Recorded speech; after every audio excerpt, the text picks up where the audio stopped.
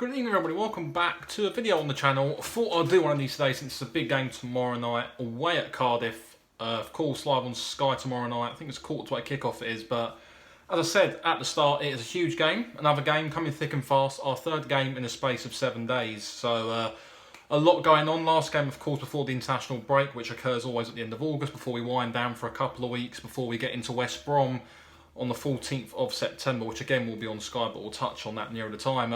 Reflect on Saturday's game before we even look at tomorrow night's game. It was a bit of a strange game.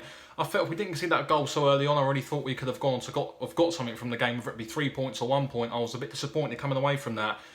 Both goals were poor to concede, really, and both goals came from our own mistakes. The first goal was a simple goal to concede, a sloppy goal to concede as well. I felt it was, at least anyway. Joe Lolly, as you'll know, you've all seen as well, it's just simple stuff across to the back post. And a man of Lewis Grabban's quality shouldn't be unmarked at the back posts to tap in like that. And even the second goal as well. Steven Sessegnon is probably his first poor display. I wouldn't say display at all. I don't think that's the right word to sum it up. His first proper mistake, I'd say, in a Fulham shirt this season at least, led to Amiobi intercepting the ball at least before putting it on the plate for Grabban, who scored. And we huffed and puffed, didn't we? But we just couldn't get there in the end. Obviously, we did reply with Mitrovic at 2-1, but then we couldn't just get that equaliser late on to give us a share of the points. But it didn't happen. And moving into the cup game on Tuesday night, I think it was, against Southampton, the 1-0 defeat there. Again, 1-0 defeat against a Premier League side isn't too bad, considering the type of team we put out. And also, Southampton went full strength near enough. Well, at least a decent team they pull out. It isn't the worst result in the world, and some of the players probably didn't grasp the opportunity with both fans. I feel like Marek Rodak definitely did, and I'll talk about him a little bit later on. I thought like he had a really good game. I wasn't at the game itself, but from what I saw and from what I heard, Marek Rodak done very well. Did cover himself in a lot of glory, which is good. And it's a goalkeeper. The goalkeeping area itself, in my opinion, is an area which hopefully now we see some competition this season. I like Marcus Bettinelli in goal. I'm not his biggest fan, but I do like him. But I do think Marek Rodak, now he's taken an opportunity, he can really put down the challenge for the #1 shirt this season at least. And hopefully it will give Scott Parker a pleasant selection headache going forward. But moving into the game tomorrow night, it's going to be a tough game away at Cardiff. We never do too well down there. Although we did win our last championship game down there. We got stuff 4-2 last season in the Premier League down there. And yeah, that was a poor display that day. And one that really did set the tone for us to come for the rest of last season. Goals, just shipping goals left, right and centre. Scoring some good goals, of course, but defensively was all over the place last year, and I'm hoping that isn't the case tomorrow night. But Cardiff themselves, I watched their game against Reading a couple of weeks ago now, I think it was, on Sky last couple of Sundays ago.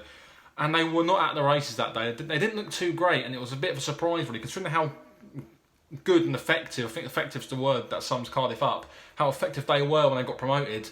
And they did well last season, to be fair, as well. They took it right down to the last couple of weeks in terms of trying to stay up in the Premier League, in terms of survival as well. So they did well last season and the season before that. And I was surprised to see how poor they played against Reading. And performance-wise, they haven't been too great this season. They've got some good results, of course, and they're doing okay at the moment. It's not the worst start in the world, but I've been a bit surprised by some of the performances I've seen. They're not typical Neil Warnock performances, and that's come as a bit of a surprise to me. They've got the quality there to do well this season, no doubt about it. They've got some very, very good players in their side, and some players who've vastly experienced in this division. Aidan Flint, I think, is a good signing for this level. I think he'll be a big threat tomorrow night from long throws, direct play, and even the set pieces as well, which I think Cardiff will look to try and get a lot of, and try and really test us in that department, at least airily, because they can probably look at us and think defensively we can be got at, and I think we can. I just look to our front three and hope we can provide the business in order to make sure that we don't have to worry too much about our defending. Of course, defending is a big, important part of the game. We've kept a few clean sheets already this season, which is good. At home, we've done well. Of course, the last defeat was at home. It was our first defeat of the season, which isn't great. But prior to that, against Millwall, we looked really good. And when things came off, we looked a very decent team, and a team who can really go forward this season and progress and hopefully have an impact on the promotion places this season. But we've got to put these performances together, and the game against Forest was a little bit lacklustre. Of course it was. It wasn't our best performance of the season by far, But hopefully that's a turning point. It's a wake-up call. We are going to lose games this season. There's 46 games in this championship season. We're always going to lose games against teams. There's going to be teams who come up against us, put them behind the ball, and try and frustrate us. I'm sure Cardiff will do that to an extent tomorrow night, but them being the home team will mean that they will have to be little bit more expansive as well. So that hopefully can play into our hands. Obviously, the last away game was a good result at Huddersfield in the rain, 2-1 there. I wouldn't say good performance.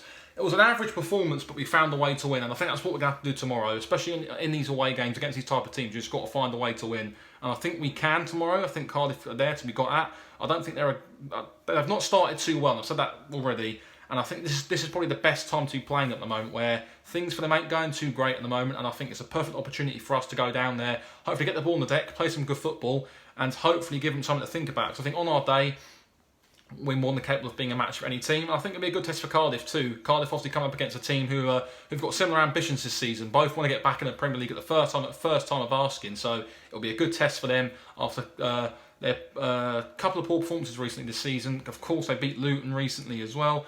So they're not doing too badly. But I've been a bit surprised at some of the performances by Cardiff recently. But I'm sure they'll give us a tough game as they always do. And they will not have his team up for it. My prediction will be 2-1 to Fulham. I do see Cardiff getting a goal. I don't see us keeping a clean sheet, of course, but I do see us hopefully having enough quality in the final third to go out and get a win, give us a welcome 3 points, and go into the international break with as much confidence as possible. If you did enjoy this, guys, hit the thumbs up, comment, subscribe if you're new as well, and we'll see you all very shortly. Bye-bye.